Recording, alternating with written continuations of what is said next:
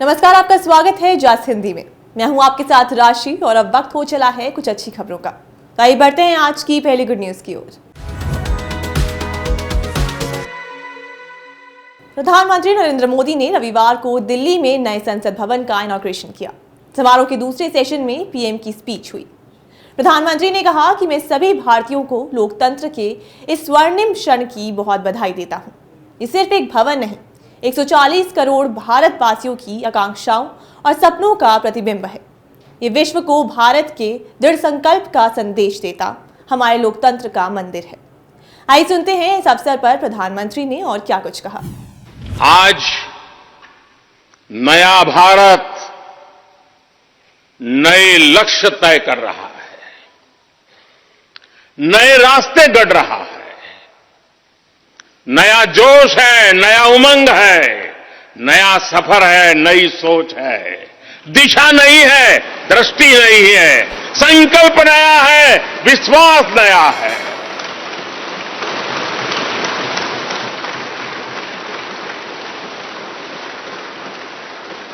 और आज फिर एक बार पूरा विश्व भारत को, भारत के संकल्प की दृढ़ता को, भारतवासियों की प्रखरता को, भारतीय जनशक्ति की जिजीविषा को आदर और उम्मीद के भाव से देख रहा है।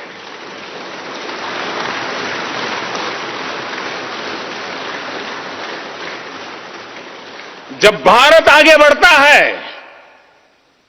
तो विश्व आगे बढ़ता है।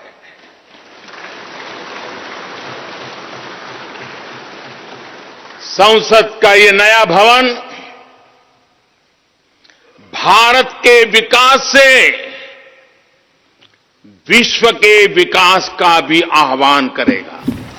प्रधानमंत्री नरेंद्र मोदी ने नॉर्थ ईस्ट की पहली और देश की 19वीं वंदे भारत एक्सप्रेस को हरी झंडी दिखाई। केंद्रीय रेल मंत्री अश्विनी वैष्णव और असम के मुख्यमंत्री हिमंत बिस्वा शर्मा गुवाहाटी रेलवे स्टेशन पर हुए उद्घाटन समारोह में शामिल हुए। ये ट्रेन असम के गुवाहाटी से पश्चिम बंगाल के न्यू जलपाईगुड़ी के बीच चलेगी, जो 411 किलोमीटर की दूरी 5 घंटे 30 मिनट में तय करेगी। अभी सुपरफास्ट ट्रेन से इस दूरी को तय करने में 6 घंटे लगते हैं।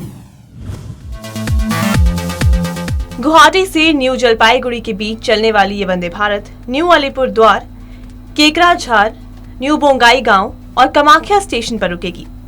8 कोच वाली ये ट्रेन सप्ताह में 6 दिन चलेगी। ट्रेन सुबह 6:10 पर न्यू जलपाईगुड़ी जंक्शन से निकलेगी और दोपहर में गुवाहाटी पहुंचेगी। रिटर्न में ट्रेन शाम 4:30 बजे गुवाहाटी से रवाना होगी और रात करीब 10:20 पर न्यू जलपाईगुड़ी पहुंचेगी। इससे पहले 25 मई को पीएम मोदी ने उत्तराखंड की पहली और देश की 18वीं वंदे भारत एक्सप्रेस को हरी झंडी दिखाई थी। इस दौरान प्रधानमंत्री ने कहा कि उत्तराखंड का विकास भारत के विकास में भी मदद करेगा। देश अब रुकने वाला नहीं है, वो वंदे भारत की रफ्तार से आगे बढ़ रहा है और बढ़ता जाएगा। दुनिया में चौथा सबसे लंबा रेल नेटवर्क भारत का है। यहाँ 1.25 लाख किलोमीटर लंबे रेलवे ट्रैक पर हर रोज 11,000 से ज्यादा ट्रेनें दौड़ती हैं। इन ट्रेनों के जरिए करीब 3 करोड़ लोग हर रोज सफर करते हैं। इतना बड़ा और लोगों से जुड़ा होने की वजह से भारत में रेलवे का अलग बजट पेश किया जाता था। 2016 में मोदी सरकार ने 92 साल पुरानी ये प्रथा बंद की। इसरो ने नेविगेशन सैटेलाइट NVS-01 लॉन्च किया है। इसे जियो सिंक्रोनाइज लॉन्च व्हीकल यानी GSLV F-12 से अंतरिक्ष में भेजा गया। ये सैटेलाइट उन 5 सेकेंड जनरेशन सैटेलाइट का हिस्सा है जिसे आने वाले दिनों में लॉन्च किया जाएगा। इसरो ने 7 सैटेलाइट का रीजनल नेविगेशन सैटेलाइट सिस्टम बनाया है जिसका नाम NAV-IC है। इसे अब और ज्यादा सैटेलाइट जोड़कर बढ़ाया जाएगा। आइए सुनते हैं इस मौके पर इसरो के चीफ ने क्या कहा।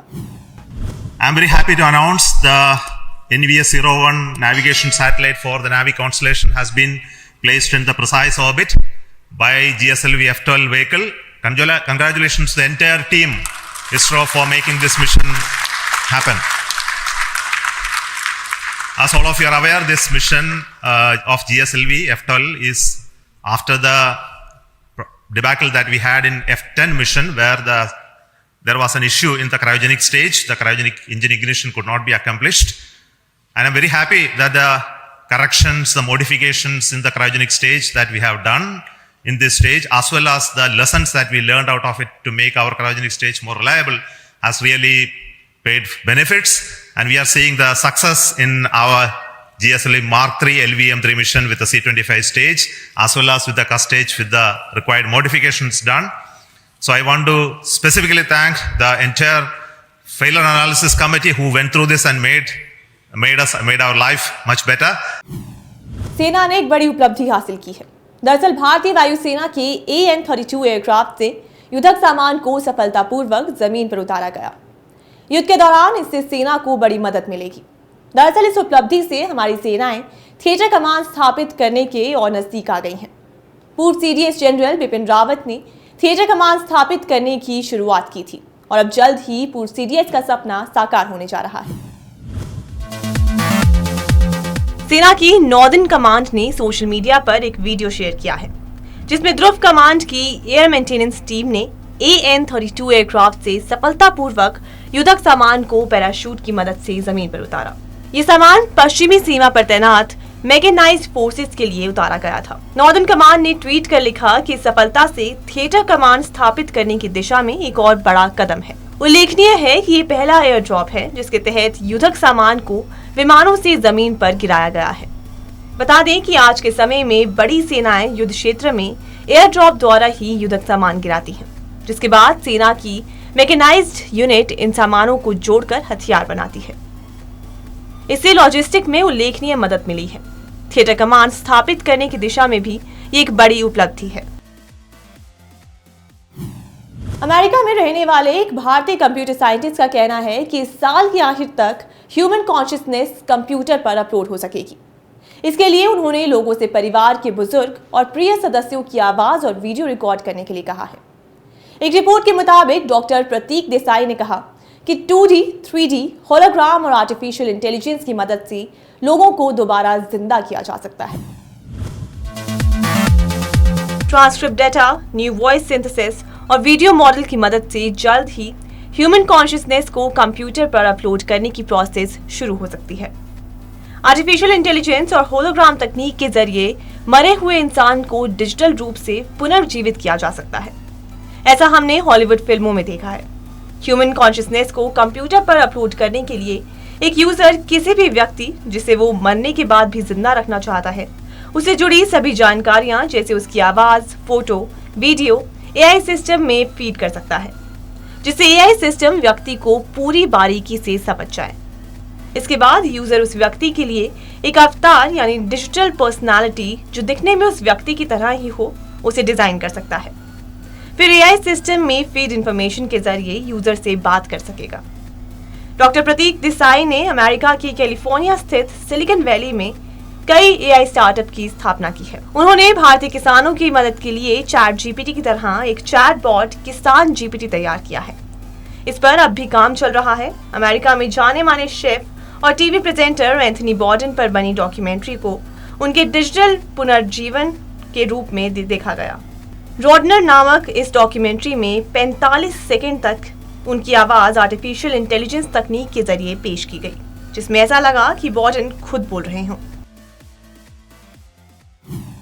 मर्यादा पुरुषोत्तम श्री राम की नगरी अयोध्या में आने वाले पर्यटक अब आसमान से अयोध्या का दीदार कर सकेंगे। सरयू नदी तट पर स्थित बालूघाट से पावर पैराग्लाइडिंग का शुभारंभ मंडलायुक्त गौरव दयाल और विकास प्राधिकरण के उपाध्यक्ष विशाल सिंह द्वारा किया गया। इस दौरान पहली उड़ान में पुष्प वर्षा की गई। प्रतिदिन पावर पैराग्लाइडिंग का आनंद सुबह 6 से 10 तक और शाम 4 से 6 बजे तक पर्यटक उठा सकेंगे। इसके लिए उन्हें एक निश्चित राशि देनी होगी।